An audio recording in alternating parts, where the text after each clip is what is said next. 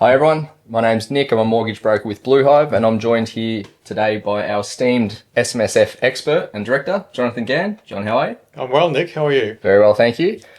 So the purpose of this video is we really wanted to give our viewers a clear step-by-step understanding of, number one, what a self-managed super fund is, why someone may want to use that to grow their property portfolio, and then how to go about it and any considerations that you may need to know regarding the types of properties, any benefits, and of course, is this an optional, is this option suitable for yourself?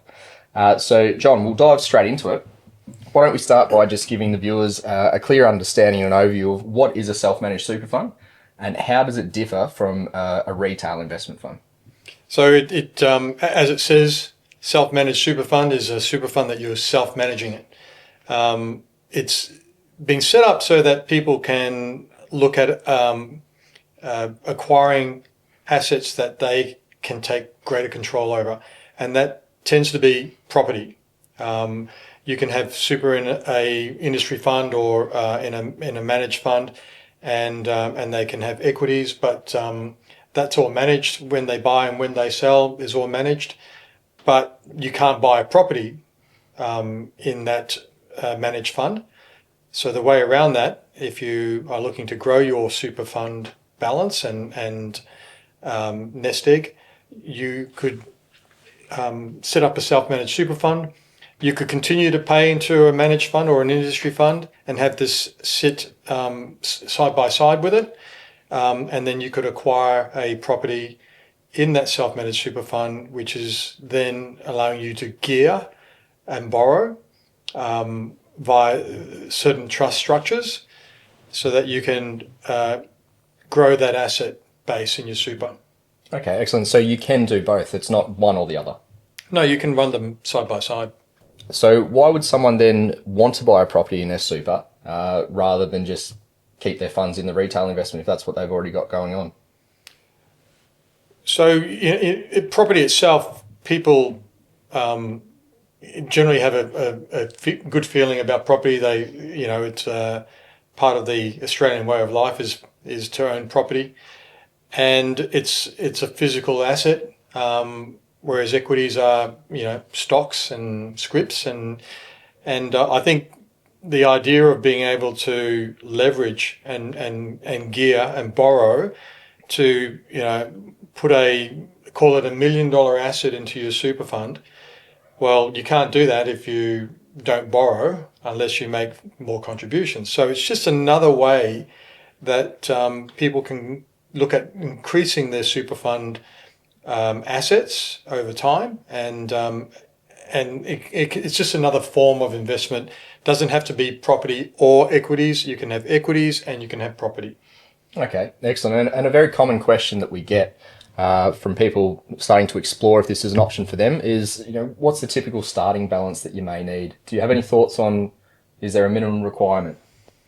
Look, there's certainly a minimum requirement to justify an investment or setup of a self-managed super fund. There is a cost to run them. There's a cost to set them up, and you want to make sure that you're investing at a level that justifies the cost. Example: let's say your self-managed super fund costs you for $5,000 a year just to manage and have tax returns and audits and so forth conducted.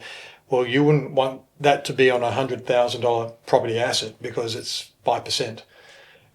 So yes, you want to make sure that you've probably got at least 250,000 in available funds, cash, script that you can turn into cash in your self-managed super fund to then buy and leverage. Okay, so let's say you're having a chat with someone and they've let you know that they've got minimum 250K. What are the steps in, number one, setting up the self-managed super fund? And then how do you go about actually purchasing a property within that? So setting it up, you'd certainly talk to your financial advisor, accountant. They can set that up for you. And once that's up and running, they will make sure that there's a bare trust, or what's called a security trust or guardian trust, established for the purchase of the property, because super funds themselves can't borrow. So the borrowing entity is the trust, the bare trust that is established, that holds the property asset in trust for the super fund, and the debt is outside of the super fund in the bare trust. And then once the debt is paid off, the property transfers over to the super fund. So, there's setting that up. You'd speak to your financial advisor, accountant. You'd speak to a broker to ensure the funding side or the borrowing side is in place. And then, of course, you've got to do your homework around whether you're buying a commercial property or a residential property, or what that investment looks like that you want to hold in your super fund.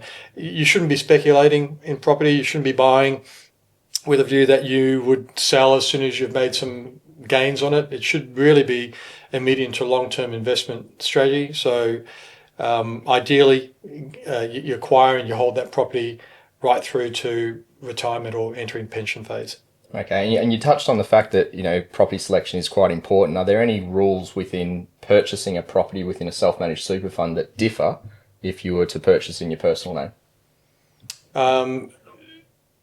So in terms of residential or commercial? Yeah, or we'll start with residential. So residential property can be purchased in a self-managed super fund, but you can't rent it yourself or live in it. It has to be an arm's length tenancy agreement. You are the landlord. You have a tenant that is unrelated to you in any way, can't have children or spouse or ex-spouses living in it. It's got to be arm's length. And so there's a restriction around the use. It has to be purely an investment property, and you have no personal benefit, so you cannot personally live in that property. That's different to commercial. For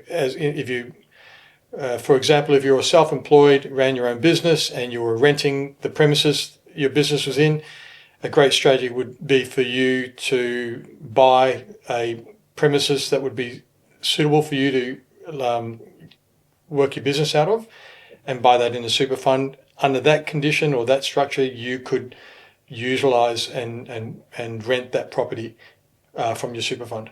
Okay, and to touch base on the residential aspect as well, what are the restrictions in terms of capital improvements or renovations to the property? Yeah, that's a good question, Nick. Again, there's what's called the single asset test, and it just means that you couldn't buy a residential property and improve it as far as doing an extension to the property or changing the fundamental of that structure. You can maintain, you can fix and maintain your property. So, for example, if it needed a new roof, you could replace the roof. If it needed to be painted, you could do painting, but you couldn't go and extend an extra floor up the top and build another bedroom, because then you're changing the nature of that asset. So there are some restrictions around what you could do, and you can't do construction. Yeah, okay. So property selection becomes very important in every decision, but obviously within a self-managed super fund, there's no fixer-uppers. There's no...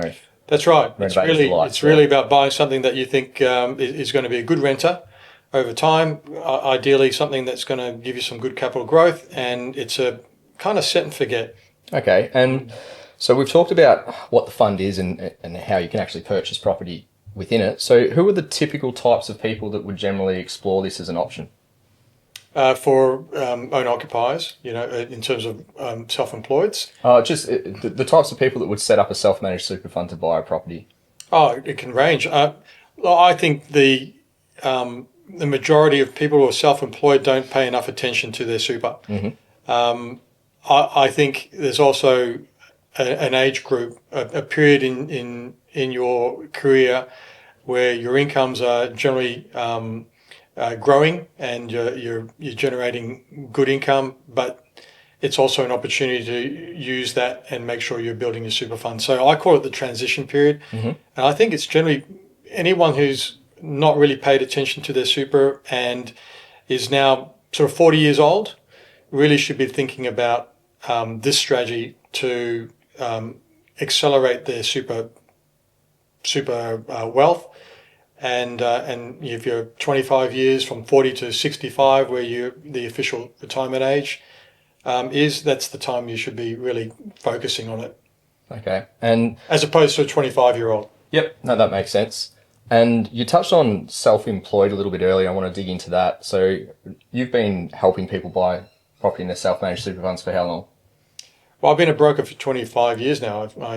So quite a long time. And I've got clients that started with me back in late 99, 2000 that were, started off in their journey of working for themselves and have significant businesses today. And so it's a big range, but super fund lending is something I personally have done myself. Mm-hmm.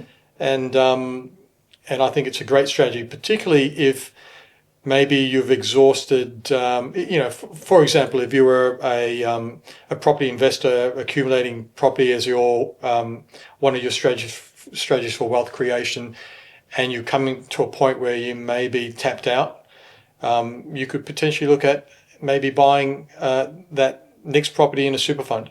Okay. Because none of that debt is taken into account from a personal borrowing perspective.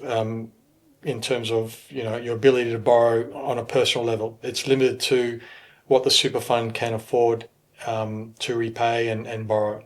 Okay, so any personal debts or mortgages or investment properties you've got in your personal name doesn't come into consideration when you're looking at servicing within a self-managed super fund.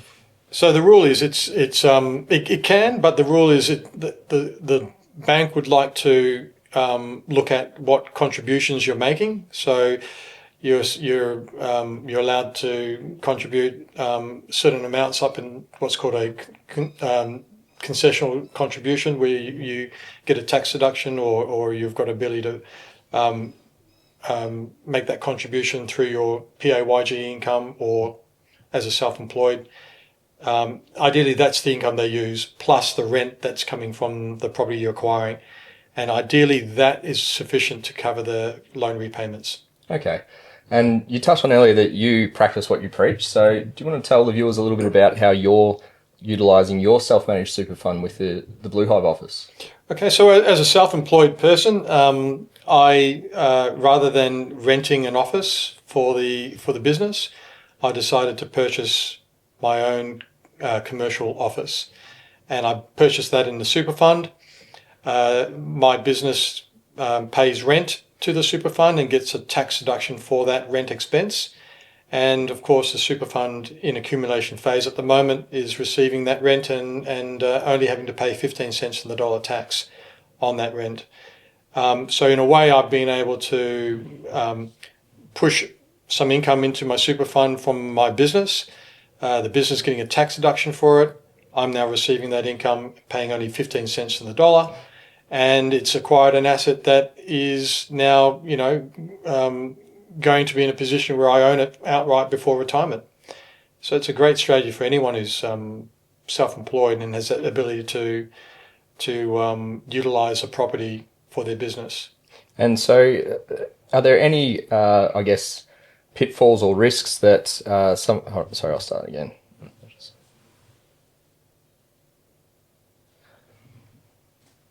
Okay, that's an awesome insight. So for self-employed people, what should they watch out for or consider before deciding to buy a commercial property if it's the right option for them? So it's interesting. With a commercial property, if the tenant is yourself, is your business could fit that tenancy out. And that could be an expense for your business to fit the premises out to suit the use of that premises for your business. You just have to have a clause in your lease agreement that says that the tenant has to return the property to its original state. So that's an interesting consideration for someone looking to buy a property to use for their own business, because there's some tax advantages or expenses that can be claimed from a tax perspective for the business. and there could be potentially some improvements made to that property that the super fund could benefit from. Okay, so what you were touching on earlier around your inability to really do much structural renovations or improvements if it's in a self-managed super fund for a residential property. In the commercial space, there's a little bit more room to make those improvements if you are the tenant. Yeah, as long as you have in your agreement a make good clause that says that upon the end of the lease agreement that the tenant has to make good. That's just the requirement you'd have to have in that lease agreement. Okay. And I don't want to spend too much time on the costs because I think everyone should consult with the right financial professional, That's right. whether it be an accountant or financial planner. But do you have a sort of a rough gauge of what are some of the setup costs or maybe the ongoing costs so people can be aware of? So setup costs generally is the cost of setting up a bare trust and a corporate trustee of the super fund. Roughly $3,000-4,000 would get that done. Again, will vary from what the circumstances are for each person, but that's a rough guide. And ongoing every year, there is an audit requirement of your super fund, and an accounting tax return needs to be done for that. So again, I'd allow another sort of $3 or $4 grand a year as a cost to get your returns lodged and your accounts audited. Okay. And so touching on that, who are, I guess, the essential people that need... Oh, sorry again. Okay, so I guess who are the essential people that you would need in your team if someone was going to go down this path? Who do you need in your corner? We certainly needed your accountant, financial planner, potentially, depending on your stage of life and your risk profile. But you could, you certainly need to work with a broker to help you establish what that would look like from a lending perspective and securing a loan from a reputable bank. And potentially, depending if you're wanting to be quite focused and specific about where you're buying, you might get a buyer's advocate involved, because particularly around commercial property, that can be a little bit difficult to establish value, because commercial properties aren't like residential homes where you can pretty much work out a rate per square metre on the land and the improvement, whereas commercial valuations can depend on who the tenant is, what sort of lease is in place, and whether it's an office or a warehouse, or the flexibility of use. So there's a few different things. So maybe a buyer's advocate could be useful. Yep. Money well spent. Okay. And I know you touched on your own example of using a self-managed super fund. Are there any other clients that you've worked with over the years, or any that sort of spring to mind where they've really been able to leverage this to help them grow their business as well as their wealth? Well, there's many clients that have gone down this road and purchased properties in the super fund. It's different from one person to another on their stage of life and how they feel about managing their own super fund versus just making the contributions and giving the statements every year and seeing whether your super fund's grown or not. So it's I think for people that are quite focused on ensuring that they've got a good retirement position from an asset wealth creation perspective. And I think over the years I've seen many clients take this on, and everyone seems to be happy with the outcomes. So yeah.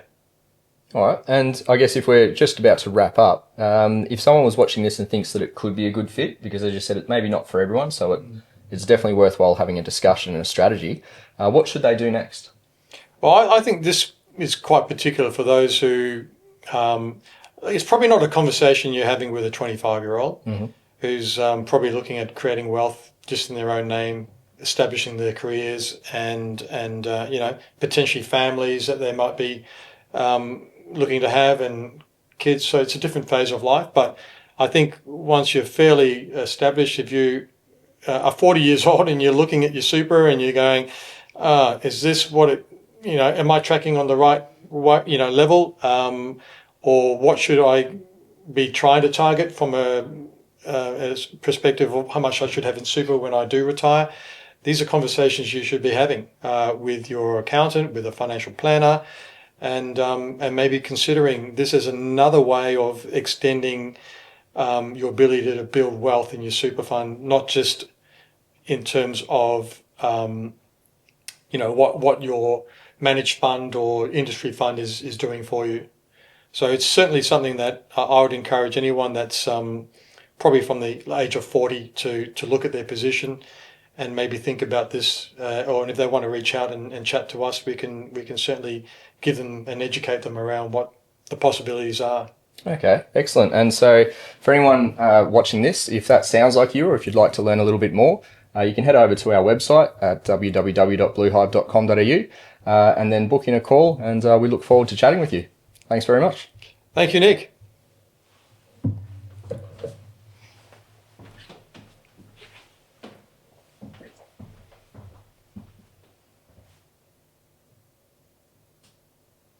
So what would your advice be to first-time buyers who want to take the next step? Who should they speak to, in what order, and what questions should they have ready? Well, certainly, if you can find out whether you would qualify for a loan, that's probably the first step. So speak to a broker. Give them the information so that they can complete a preliminary credit assessment of your position. That will very quickly tell you if you're ready or have some level of success to get a loan, or if you need to put some plans in place so that you know when you could be ready to do that. But that's the first point. Talk to your broker and get the green light. From there, you'd be talking to, obviously doing your homework on where you want to be living, and then the next step from there is to know that you can go and negotiate and make an offer on a property. And when people are at that stage, so let's say they've gone to a broker, they've been assessed, and they may even have a pre-approval at this point. So when they go to actually start looking at properties or speaking to agents or potentially putting in offers, what are some things that they should be thinking about or should be aware of? I would say that it's always recommended that if you're keen to buy a property, that you do get an inspection done on that property.